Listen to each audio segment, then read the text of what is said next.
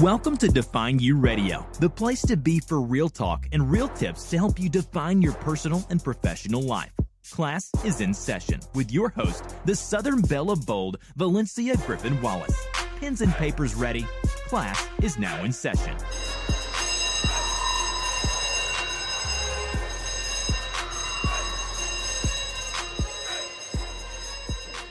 Welcome to Define You Radio. I am your host, Valencia Griffin Wallace.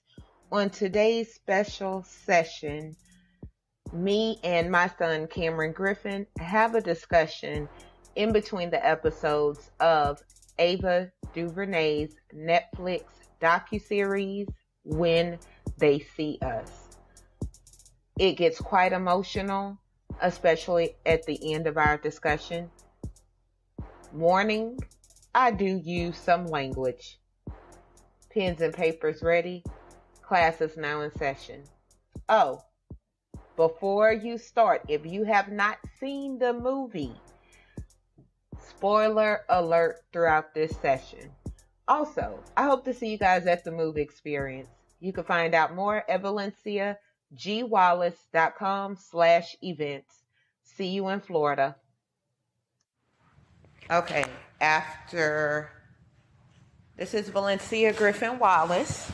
I'm here with my son, Kamrin Griffin, age 22, and we just watched the first part of When They See Us, and we're just discussing that episode before we move on to the other ones.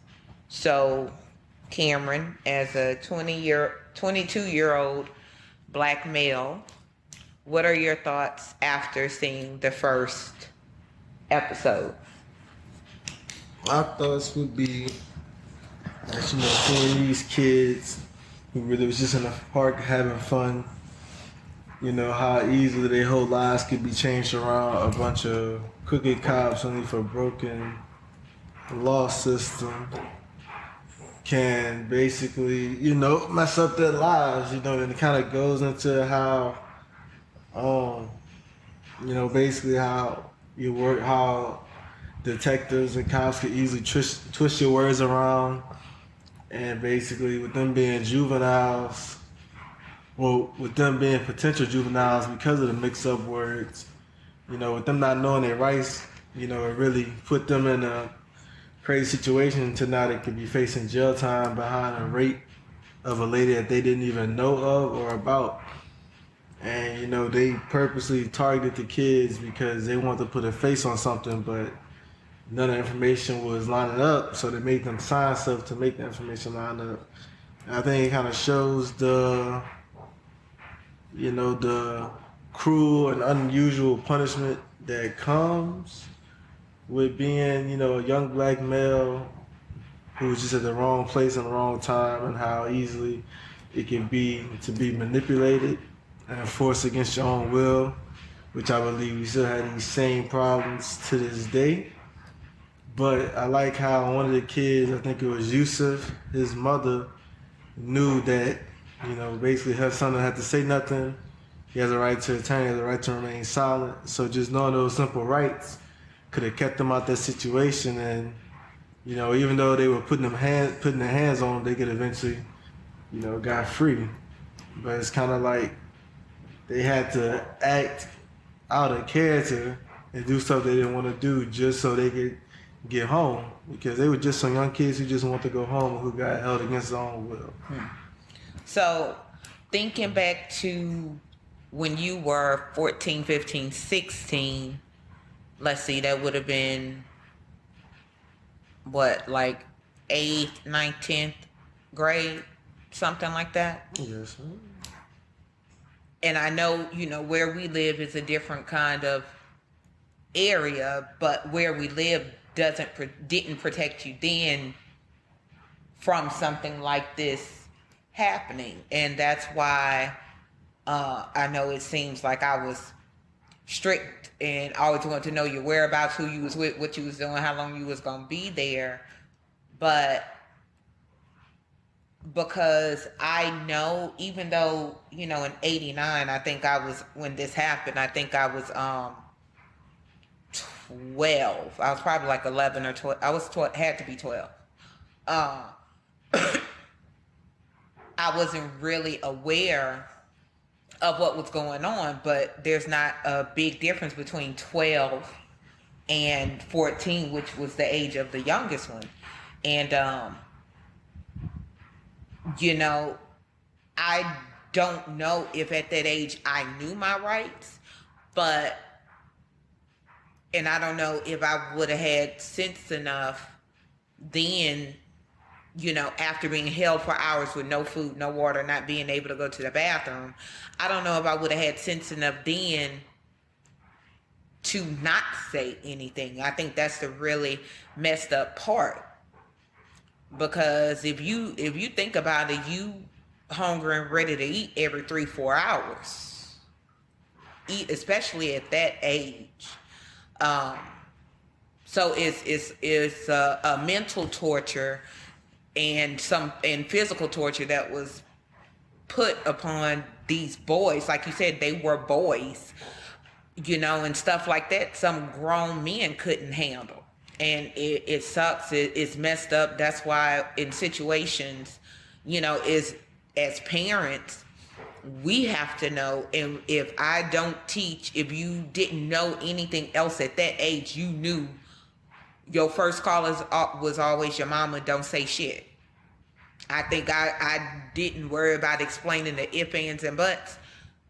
Your first call, I don't never say shit. And I think I enforced that to you, to where you knew if there was ever an issue, you knew not to say shit and just to call. Call me, don't say shit. I don't care. I'd rather you be hungry and starving and your stomach hurt than you go to jail or get in trouble. That's like with the situation at school. Remember when your arm was broke and the teacher tried to say you pushed them? You don't remember that, do you? No. It was one of your classes and your teacher said that you bumped them or something like that. Oh yeah.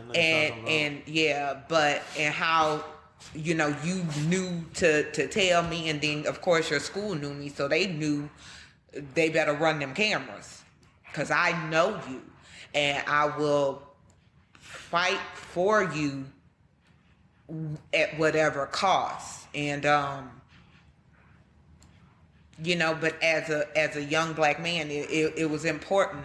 And I think anybody should watch this movie, whether it's a young black man or a young Asian girl. But to them, they have a choice. To me, you don't have a choice, because you need to see that, yeah, you're in the military, we know cops and everything else. But at the end of the day, your skin makes you a threat to other people. Even though to me and to people that know you, it's a different story. So, whether you are in, your fraternity clothes or your military clothes or your regular street clothes going to whatever else, society has a different way of seeing you. And that's their problem. The only thing I feel like what you have to do is know your rights and know how to protect yourself. So, going forward, so we could go ahead and get into the second episode. When you have kids way down the line, hopefully a grandson first, and even, a granddaughter, whatever, I don't know, that's way down the line. What do you think could be important for you to talk to them about? I want to talk to them, about, the history, the history. I want to definitely make sure they know their rights, make sure they know certain amendments that can protect them. Just make sure they got their street sense and their book sense mainly. Make sure they're a well-rounded person, and make sure they know what to do in certain situations, because I feel like our people, black people, we get stuck, like how these kids were stuck in situations to where we don't know what to do, And that's when I feel like, somebody, who's just evil-minded can basically, try to use their wicked ways and like manipulate you because you don't know. So like if your brain don't have nothing to go by, whatever somebody says can easily get inside your brain.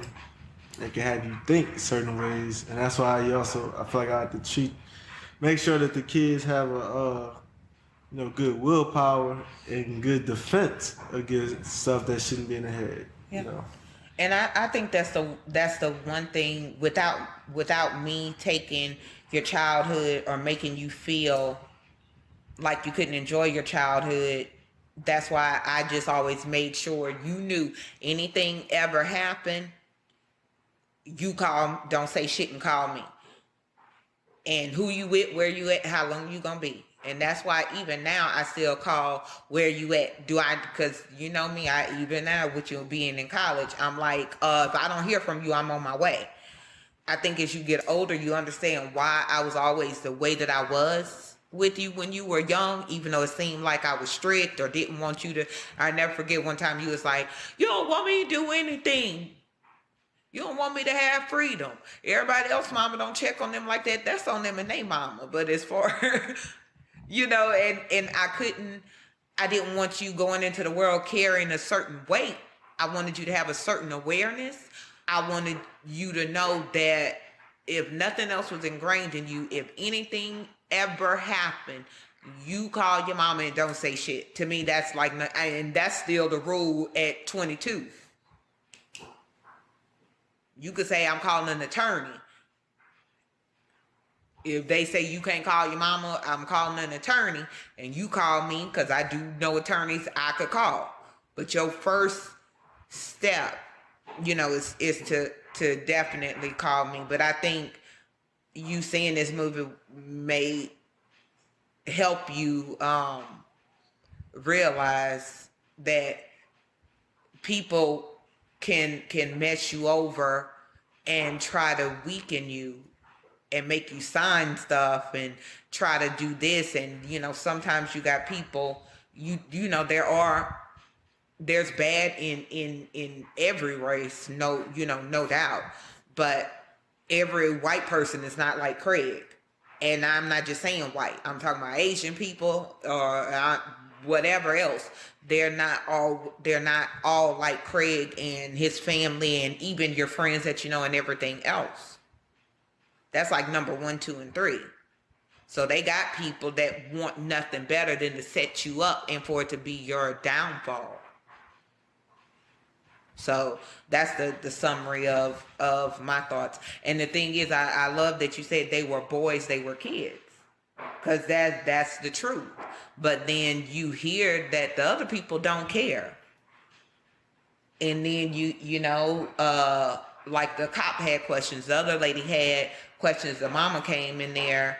Most moms are built different. At least your mama built different. But I do think it's sad, but at a certain, you as parents today and as young people today, there never should be a time that you are in a situation by yourself.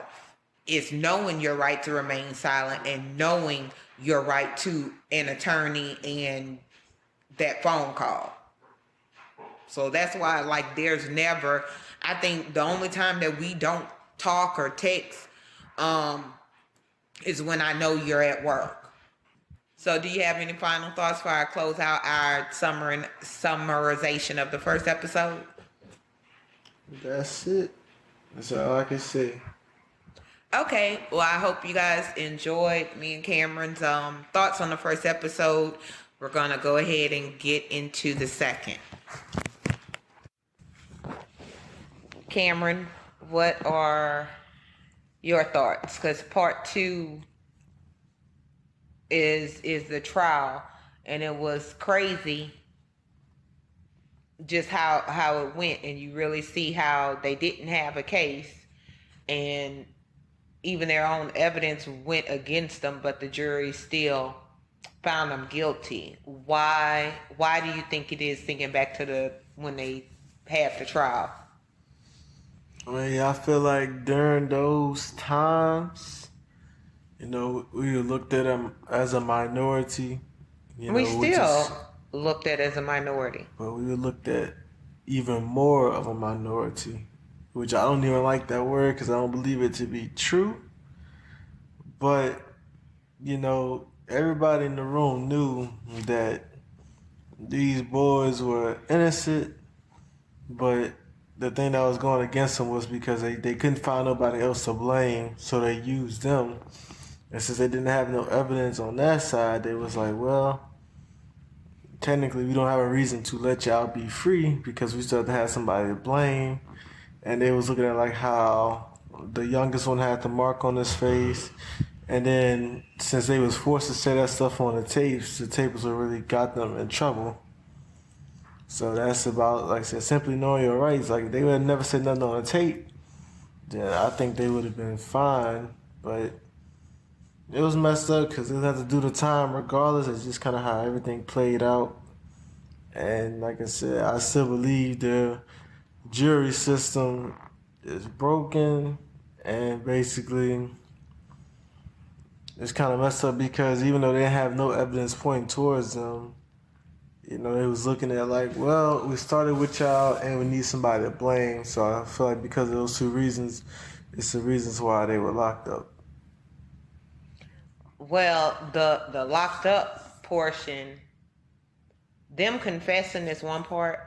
Them being locked up, then the trial is a whole other part. And then what's crazy, if I'm not mistaken, they just passed the law. I don't know if they passed the law. I don't think it was in law, but it's this thing called gerrymandering. Don't quote me, but I think that's what it's called. So basically they could dismiss you from a jury for no reason. So for instance, if I was the prosecutor, I think it's the prosecutor that work on the state side. If I was the prosecutor and we were picking a jury, and I know as a young black male, if you were sitting on my jury, you would be more likely to think they were innocent, I could dismiss you without reason. So I could make sure the cards in the jury are stacked against them. But then a lot of times, you know, especially what I find is that the news and people like that, they're only going to give you enough facts of the case to make you seem guilty. So people already form their opinion. Because you look at like cases when young men are being killed, you know how like the next thing they put out is their record, or they got suspended in 9th grade for fighting and something like that. And you know, and so people are so stupid and have sheep-like mindsets. They think one has to do with each other. That's like, you know, with my background in history, you better believe if something, God forbid, something happened to me, but they're going to say, well, you know, she had these many fights in school, and she was in a gang and all that kind of stuff. They ain't going to say nothing about me being a best-selling author and raising a successful son, you know. So they call it the court of public opinion, you know. And so the juror, I think during that case, you know, the jury's mind was already leaning one way, because you hear white woman raped, teenagers in the park wilding out, and it's like, oh my God, they guilty, they did this. But what's crazy is around the same time, they had a black woman that was raped and killed.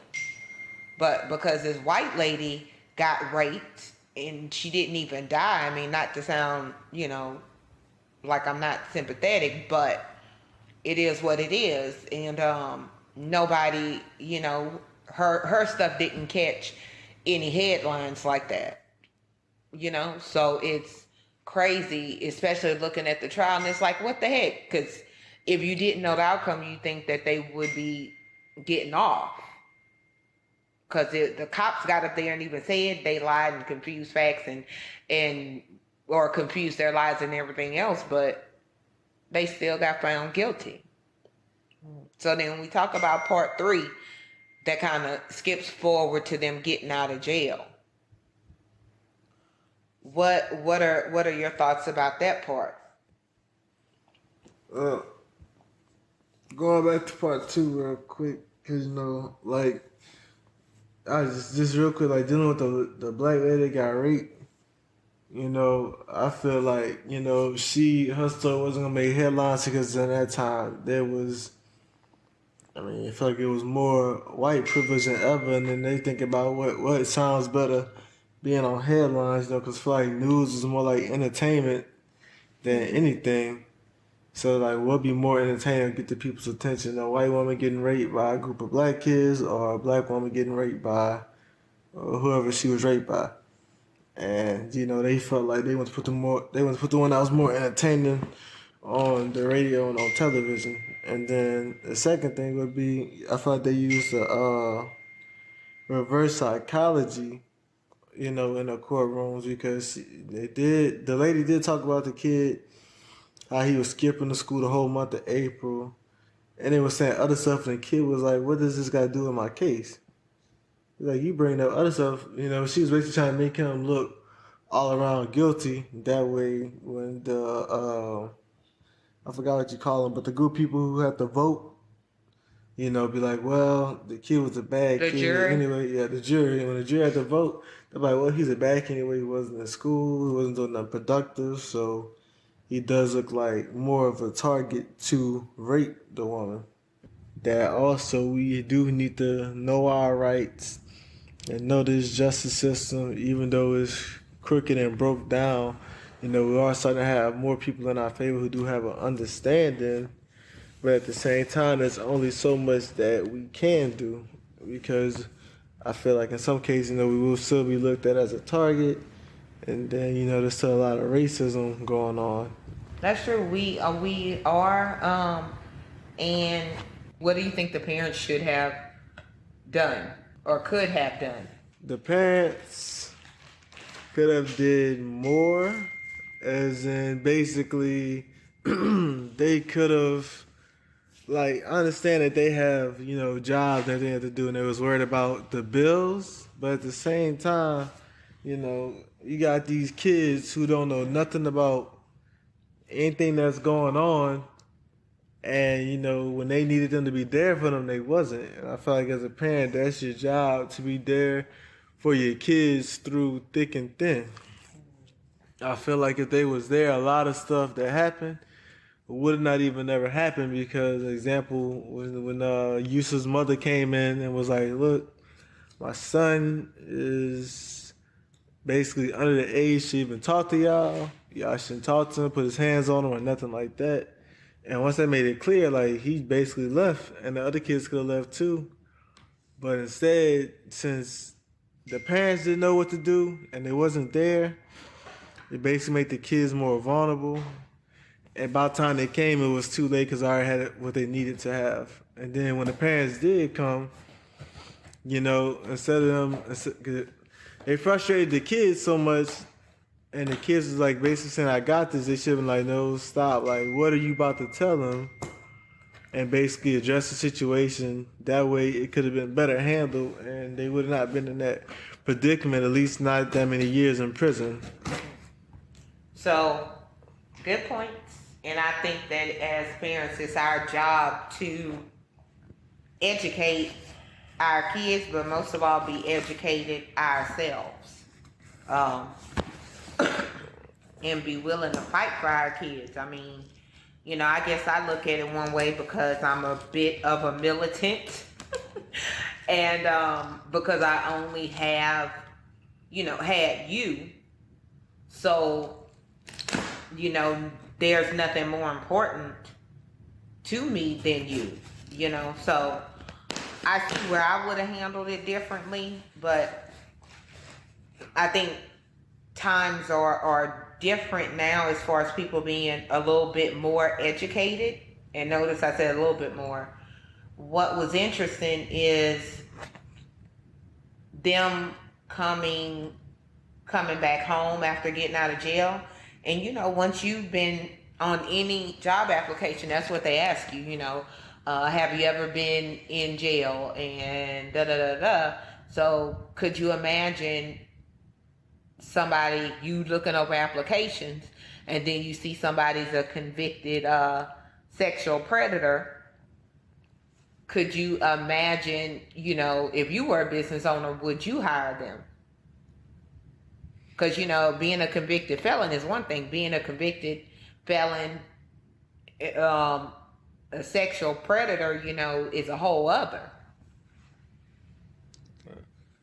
That is true. I feel like that would be a hard decision to make because, there's so many different cases and reasons and explainings behind it. But at the same time, I would want to be willing to give that chance to them. Of course, after really talking to them and understanding, exactly what happened because, the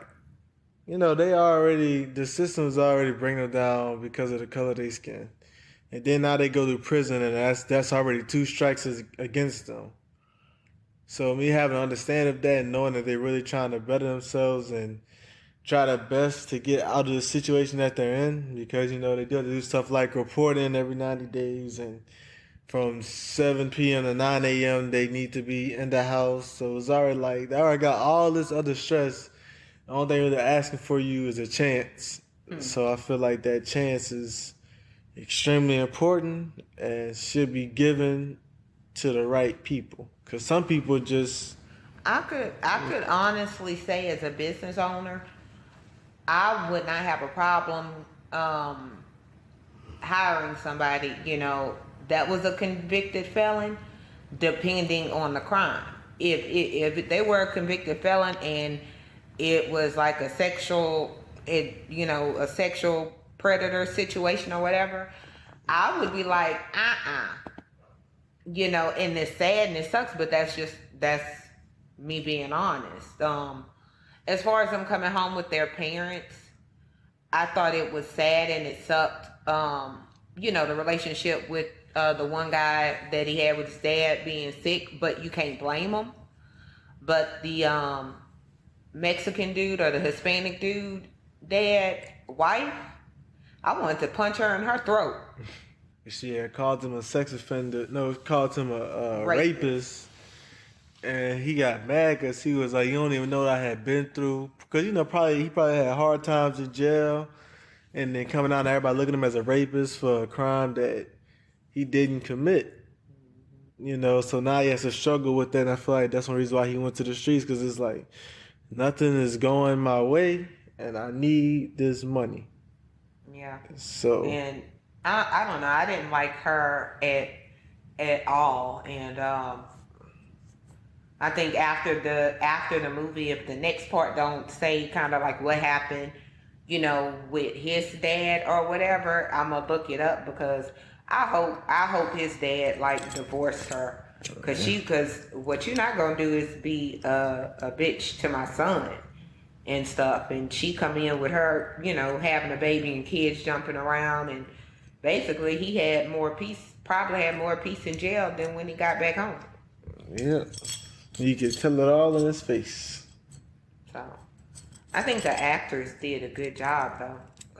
Yeah, because it made it feel like as if I was, watching the case in real time and really just sitting there. I feel like I was in a court case. I feel like I was in a courtroom waiting on them, free them boys. Yeah.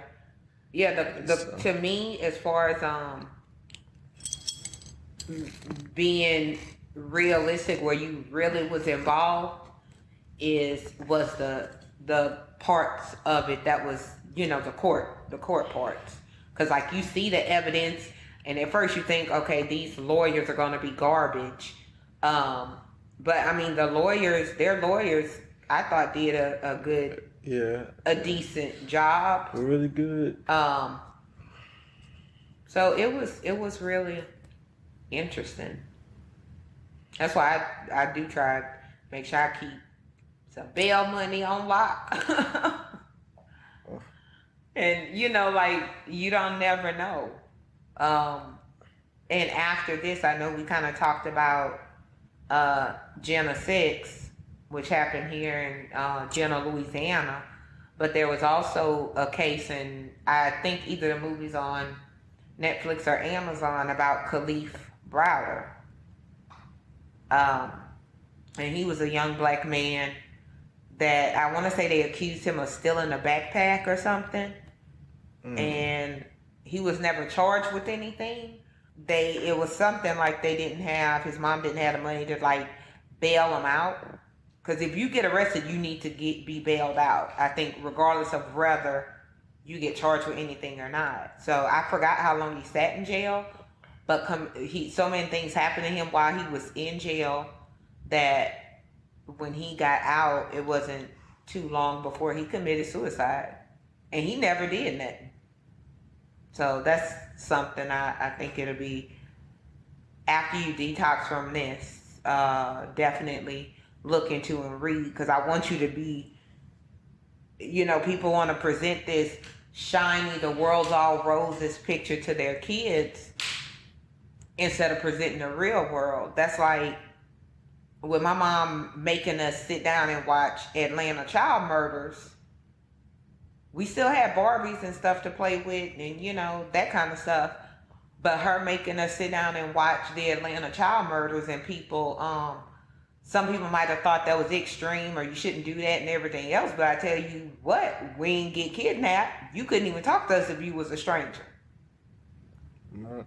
So I think, you have to have a balance of letting your child be a child, but still injecting them with the reality of the world we live in. Those are my closing thoughts. Any closing thoughts before we move to part 4, which is the longest part? No, ma'am. Just waiting to see the final case. The verdict, what they be saying. All right. I think this one gonna pick up with the other guy's story, the one that shouldn't even have went to jail. Yeah. I heard talking about. I got some close. Okay, so we just finished watching the last and final part of When They See Us. So Kamrin, your thoughts and feelings. Ooh, can't even lie to y'all. That had me emotional. Like, seeing like it's crazy when you see people, like people always talk about prison. But like when you see them in there and like see what they gotta go through, especially, for like a crime that they didn't even do, like that make you feel some type of way. And I don't know, that's just real heavy on my heart. That's all that's gonna pick up. That's just real heavy on my heart, seeing especially what Corey Wise had to go through. But and it's crazy because they even told the people like, look, we found the real person. We found the evidence that it wasn't none of these kids.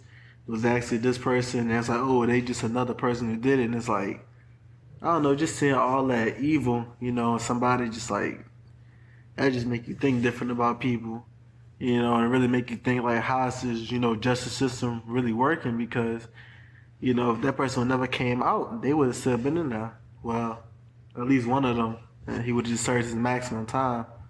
And I'm just glad that the movie was able to portray all 5 kids' life, before what they had going on, and then stuff that happened while they was in there. Kind of just like, like they got to prison and like they learned something about themselves, and just learn how to, just live, a big part of their life, through the system, and just seeing that, seeing that justice finally get served, it's like, it brought tears of joy.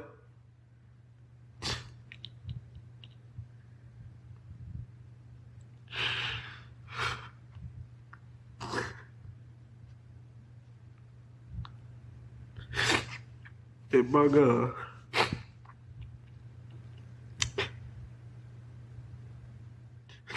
brought tears of joy to them because they was never supposed to be in that situation.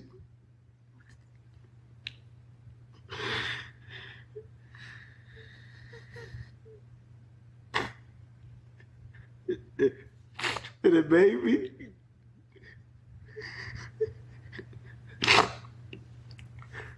It made me so happy just seeing it.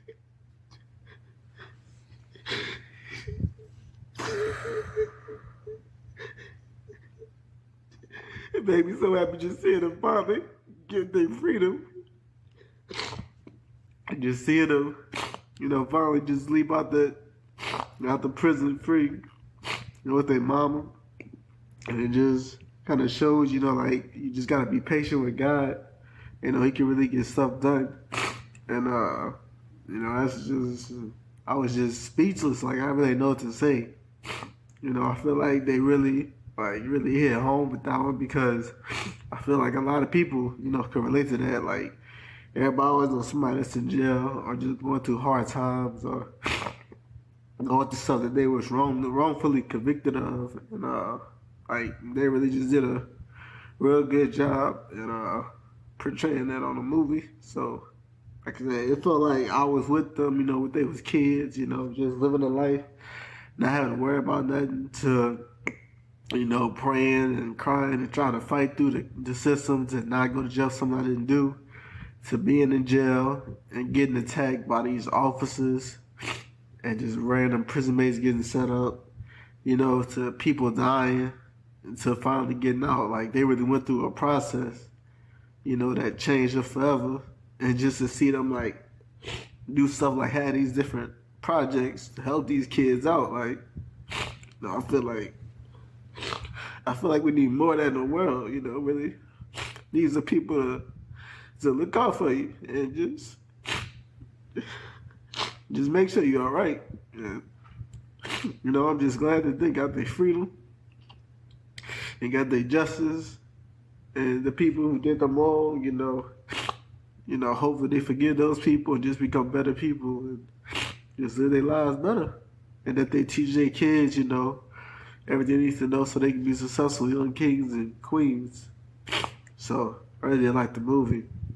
Sorry to get a little emotional, but they said, like, I don't know. It just was one of them movies. So, that's all I gotta say. And on that note, we'll end the show.